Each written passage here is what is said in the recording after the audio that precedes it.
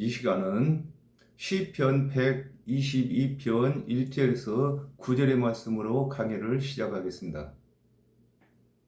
사람이 내게 말하기를 여호와의 집에 올라가자 할 때에 내가 기뻐하였도다 그랬습니다. 이 말씀의 뜻을 알아보겠습니다. 왕상 13장 1절에 때에 하나님의 사람이 여호와의 말씀으로 인하여 유다에서부터 베델에 이르리니 마침 여로보암이 단곁에 서서 분향하는지라 그랬습니다. 하나님의 말씀을 맡은 선자를 일컬어 사람이라고 하는 것입니다. 아담과 하와가 범죄한 이후에 모든 사람은 다 짐승으로 변했고 하나님의 말씀을 맡은 관원들과 선지자들만이 사람 취급을 받는 것입니다. 요한복음 2장 15절에서 16절에 노끈으로 채찍을 만드사 양이나 소를 다 성전에서 내어 쫓으시고 돈 바꾸는 사람들의 돈을 쏟으시며 상을 엎으시고 비둘기 파는 사람들에게 이르시되 이것을 여기서 가져가라. 내 아버지의 집으로 장사하는 집을 만들지 말라 하시니 그랬습니다. 하나님의 말씀을 가르치는 곳을 일컬어 여호와의 집이라고 하는 것입니다. 오늘날에도 하나님의 말씀을 가진 자들이 하나님을 모시는 집이 되는 것을 설명하고 있는 것입니다. 마태복음 17장 1절에 엿새 후에 예수께서 베드로와 야고보와 그 형제 요한을 데리시고 따로 높은 산에 올라가셨더니 그랬습니다. 아무나 하나님의 뜻을 모르는데 하나님의 사람에 의하여 하나님의 뜻을 알게 되는 것을 일컬어 사람이 내게 말하기를 여호와의 집에 올라가자 할 때에 내가 기뻐하였다고 하는 것입니다. 올라간다 아니면 높아진다 이렇게 하는 말씀들이 하나님의 뜻에 가까이 간 사람을 두고 올라간다, 높아진다 이렇게 말씀하고 계시는 것입니다. 예루살렘아 우리 발이 내 성문의 안에 섰도다 그랬습니다. 이 말씀의 뜻을 알아보겠습니다.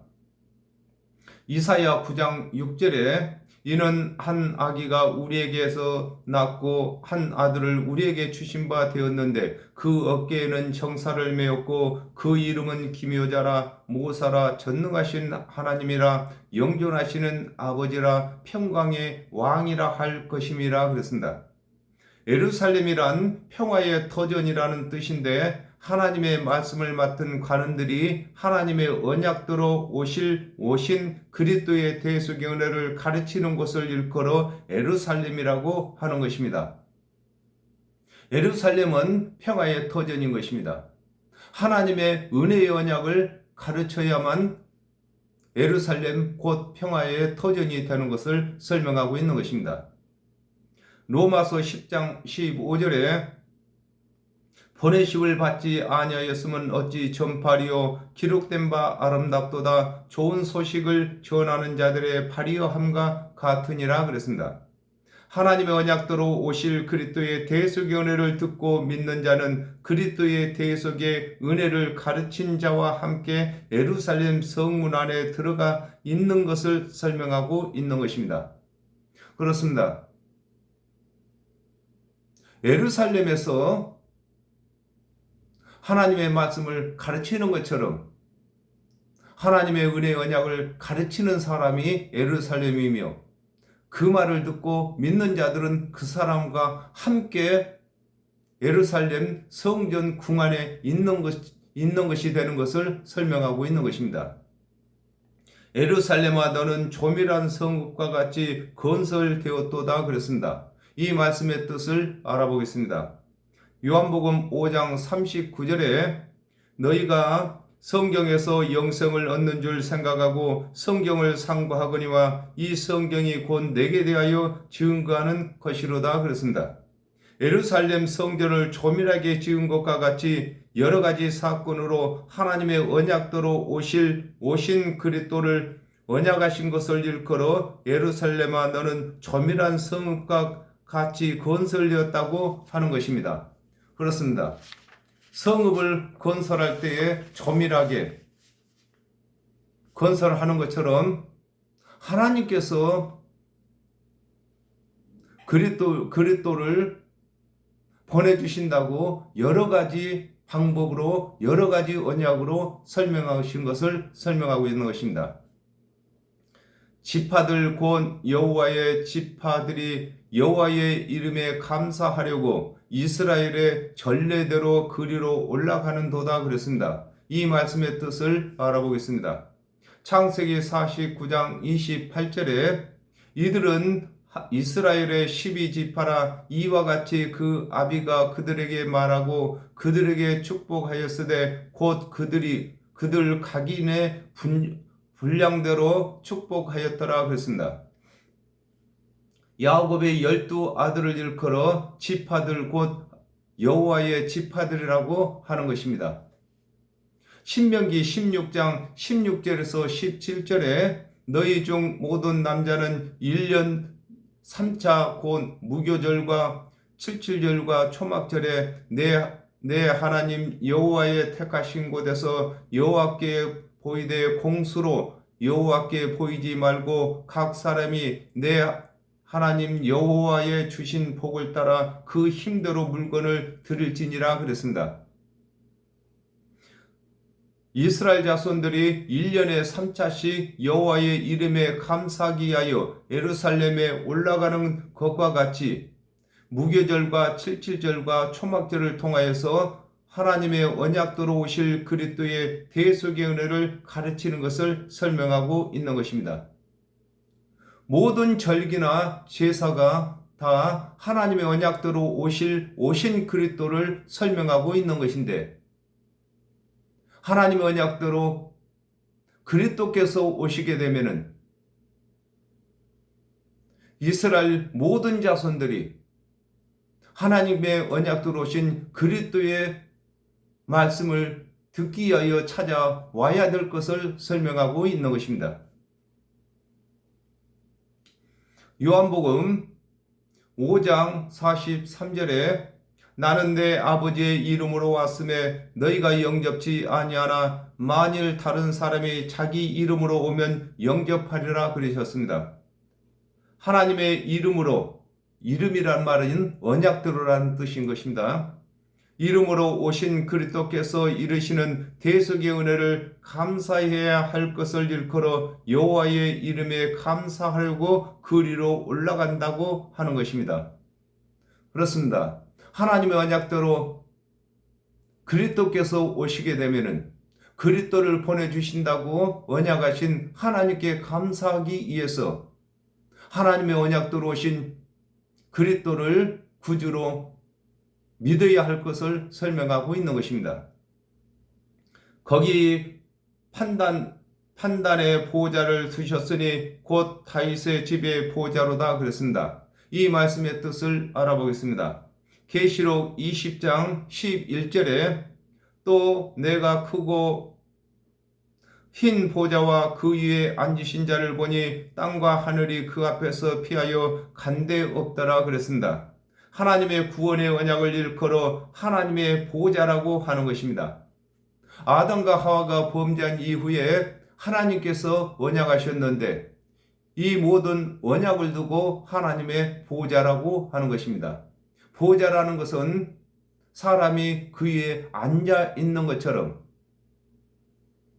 하나님께서는 말씀이시고 말씀 안에 하나님이 계신 것을 설명하고 있는 것입니다. 요한복음 12장 48절에 나를 저버리고 내 말을 받지 아니하는 자를 심판할 이가 있으니 곧 나의 그 말이 마지막 날에 저를 심판하리라 그러셨습니다. 하나님의 언약대로 오신 그리스도의 대속의 은혜가 구원과 심판의 기준이 되는 것을 일컬어 거기 판단의 보좌를 두셨다고 하는 것입니다. 그렇습니다. 예수 그리스도께서 이르신 말씀은 믿는 자에게는 영생의 말씀이 되는 것이고 믿지 아니하는 자들에게는 심판의 말씀이 되시는 것을 두고 거기 판단의 보호자를 두셨다고 하는 것인 것입니다. 마태복음 1장 1절에 아브라함과 다윗의 자손 예수 그리스도의 세계라 그랬습니다. 다윗이 이스라엘의 왕으로서 그 왕권이 다윗의 후손에게 이어지는 것과 같이 하나님의 언약대로 오신 예수 그리스도께서 만왕의 왕이 되시고 또 그를 믿는 자들이 왕위를 이어받아 구원의 사역을 하게 되는 것을 일컬어 곧 다윗의 집의 보좌라고 하는 것입니다. 예수 그리스도께서는 만왕의 왕으로 오셨습니다. 또 예수 그리스도의 대속의 은혜를 믿는 자들을 왕 같은 제사장으로 삼으신 것을 설명하고 있는 것입니다. 예루살렘을 위하여 평강을 구하라. 예루살렘을 사랑하는 자는 형통하리로다 그랬습니다. 이 말씀의 뜻을 알아보겠습니다. 누가복음 2장 25절에서 26절에 예루살렘에 시몬이라 하는 사람이 있으니 이 사람이 의롭고 경건하여 이스라엘의 위로를 기다리는 자라. 성령이 그 위에 계시더라. 저가 주의 그리스도를 보기 전에 죽지 아니하리라 하는 성령의 지시를 받았더니 그랬습니다.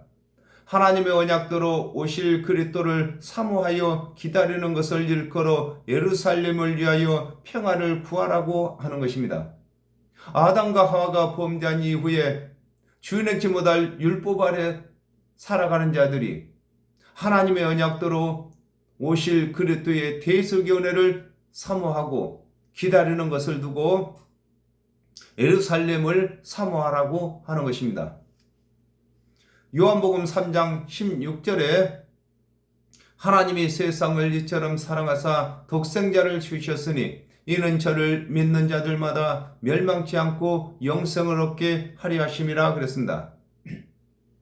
하나님의 언약대로 오신 그리스도의 대속의 은혜가 평화의 터전이 되는 것으로 믿는 자는 영생을 얻게 되는 것을 일컬어 예루살렘을 사랑한다고 하는 것입니다. 그렇습니다. 예수 그리스도께서는 예루살렘이십니다. 평화의 터전이십니다. 시편 32편 1절에 허물의 사함을 얻고 그 죄의 가리움을 받는 자는 복이 있도다 그랬습니다. 하나님의 언약대로 오신 그리스도의 대속의 은혜를 믿는 자는 하나님께서 죄와 불법을 기억지 아니하시는 것을 일컬어 형통하다고 하는 것입니다. 히브리서 10장 17절 18절에도 그랬습니다. 죄와 불법을 기억지 아니하신다고 하셨습니다. 내 성 안에 평강이 있고 내 궁중에는 형통이 있을지어다 그랬습니다. 이 말씀의 뜻을 알아보겠습니다. 요한복음 14장 28절에 평안을 너희에게 끼치노니 곧 나의 평안을 너희에게 주노라. 내가 너희에게 주는 것은 세상에 주는 것 같지 아니하리라. 너희는 마음에 근심도 말고 두려워하지도 말라 그랬습니다. 하나님의 언약대로 오신 그리스도의 대속의 은혜 안에는 영원한 평안의 안식처가 되는 것을 일컬어 내 성 안에는 평강이 있다고 하는 것입니다. 예수 그리스도께서는 예루살렘 성이 되십니다. 그러므로 예수 그리스도의 대속의 은혜를 믿는 사람들은 그 성 안에 있게 되는 것을 설명하고 있는 것입니다. 요한복음 15장 4절에 내 안에 거하라 나도 너희 안에 거하리라. 가지가 포도나무에 붙어있지 아니하면 절로 가시를 맺을 수 없음 같이 너희도 내 안에 있지 아니하면 그러하리라 그랬습니다. 하나님의 언약대로 오신 그리스도의 대속의 은혜를 일컬어 내 궁중이라고 하는 것입니다. 그렇습니다. 왕이 거하시는 곳이 궁중이듯이 예수 그리스도께서는 만왕의 왕이심으로 예수 안에 거하는 자들은 궁중에 거하는 자가 되는 것을 설명하고 있는 것입니다. 누가복음 12장 37절에 주인이 와서 깨어 있는 것을 보면 그 종은 복이 있으리로다. 내가 진실로 너에게 이르노니 주인이 띠를 띠고 그 종들을 자리에 앉히고 나와 수종하리라 그랬습니다. 하나님의 언약대로 오신 그리스도의 대속의 은혜를 믿는 자들에게는 그리스도께서 매일 죄의 짐을 져주시는 것을 일컬어 내 궁중에는 형통함이 있다고 하는 것입니다. 그렇습니다. 하나님의 언약대로 오신 그리스도를 믿는 일만 하게 되면은 그 다음에 죄를 사하시는 일과 또 부활하게 하시는 일과 변화받게 하시는 일, 이 모두를 그리스도께서 다 하시는 것입니다. 이를 두고 내 궁중에 있는 자들은 형통하다고 하는 것입니다. 내가 내 형제와 부모를 위하여 이제 말하리니 내 가운데 평강이 있을지어다 그랬습니다. 이 말씀의 뜻을 알아보겠습니다. 마태복음 28장 9절에서 10절에 예수께서 저희를 만나 가라사대 평안하뇨 하시거늘 여자들이 나와 그 발을 붙잡고 경배하니 이에 예수께서 가라사대 무서워 말라 가서 내 형제들에게 갈릴리로 가라 하라 거기서 나를 보리라 하시니라 그랬습니다. 하나님의 언약대로 그리스도께서 오시게 되고 또 하나님의 언약대로 오신 그리스도의 대속의 언약을 믿는 자들은 하나님의 언약이 모태가 되는 것을 두고 형제라고 하는 것입니다. 한 모태에서 태어난 자들이 형제가 되는 것처럼 예수 그리스도께서도 하나님의 언약대로 오셨고 또 예수 그리스도를 믿는 자들도 하나님의 언약대로 오신 그리스도를 믿기 때문에 하나님의 언약은 한 모태가 되어서 예수 그리스도께서 믿는 자들을 형제라고 하는 것인 것입니다. 요한복음 15장 14절에 너희가 나의 명하는 대로 행하면 곧 나의 친구라 그랬습니다. 하나님의 언약대로 오신 그리스도와 하나님의 은혜의 언약을 공유하는 것을 일컬어 부모는 친구라는 뜻인 것입니다. 부모라고 하는 것입니다. 그렇습니다. 예수 그리스도를 믿는 사람들은 하나님의 언약대로 오신 예수를 그리스도로 믿는 사람들은 형제가 되고 또 하나님의 말씀을 예수 그리스도와 함께 공유하는 자들은 친구가 되는 것인 것입니다. 요한복음 20장 19절에 이 날 곧 안식 후 첫날 저녁 때에 제자들이 유대인들을 두려워하여 모인 곳에 문을 닫았더니 예수께서 오사 가운데 서서 가라사대 너희에게 평강이 있을지어다 그랬습니다. 하나님의 언약대로 오신 그리스도께서는 대속의 제물로 믿는 자들의 죄와 허물을 대신 갚아주시는 것을 일컬어 형제와 부모에게 평강이 있다고 하는 것입니다. 예수 그리스도께서는 세상 죄를 다 지셨습니다. 그러나 믿지 아니하는 자들은 그 예수 그리스도께서 다 져주신 죄의 짐의 은혜를 받지 못하고 믿는 자들에게만 그 은혜가 임하는 것을 설명하고 있는 것입니다. 여호와 우리 하나님의 집을 위하여 내가 네 복을 구하리로다 그랬습니다. 이 말씀의 뜻을 알아보겠습니다. 대상 22장 14절에서 16절에 내가 환난 중에 여호와의 전을 위하여 금 10만 달란트와 은 100만 달란트와 놋과 철을 그 중수를 셀 수 없을 만큼 심히 많이 예비하였고 또 제목과 돌을 예비하였으나 너는 더할 것이며 또 공장이 네게 많이 있나니 곧 석수와 목수와 온갖 일에 익숙한 모든 사람이니라. 금과 은과 녹과 철이 무수하니 너는 일어나 일하라. 여호와께서 너와 함께 계실지로다. 그랬습니다. 다윗이 하나님의 전을 중건하기 위하여 복을 받은 것과 같이 영적인 하나님의 전을 짓기 위하여 하나님의 말씀을 많이 깨달아야 할 것을 설명하고 있는 것입니다. 육적인 성전을 지을 때에 많은 물건을 준비해야 짓게 되는 것처럼 영적인 성전을 짓기 위해서는 하나님의 언약과 예수 그리스도께서 이루신 말씀의 뜻을 깨달아야만 하나님이 계실 수 있는 전을 만들게 되는 것을 설명하고 있는 것입니다.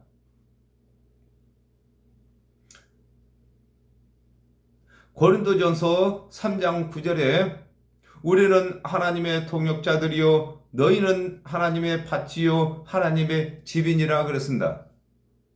영적 하나님의 전을 세우기 위해서는 하나님의 모든 언약 구약입니다. 언약을 그리스도를 증거하는 말씀으로 전환해야 하고 예수 그리스도께서 이루신 모든 말씀을 대속의 은혜로 깨달아야 할 것을 설명하고 있는 것입니다. 요한복음 6장 63절에 살리는 것은 영이니 육은 무익하니라. 내가 너에게 이른 말이 영이요 생명이라 그랬습니다. 예수 그리스도께서 자의로 말씀하시지 아니하시고 하나님께서 주신 말씀을 풀어 이루신 말씀이 영적 살리는 말씀이시므로 예수 그리스도를 대신하여 구원의 일을 하는 사역자는 모든 말씀을 영을 살리는 말씀으로 깨닫는 것이 하나님의 집을 세우는 데 복을 받은 자가 되는 것임을 설명하고 있는 것입니다. 또한 사역자들은 성령을 받아야만 하나님의 집을 세우는 데에 유익하게 되는 것입니다. 또 복을 받았다고 하는 것입니다. 그러므로 하나님의 말씀을 맡은 사역자들은 하나님의 말씀을 연구하는데 게으르지 아니해야 될 것이고 기도하는 데에 게으르지 아니해야 되는 것을 설명하고 있는 것입니다. 오늘은 여기까지 하겠습니다. 감사합니다.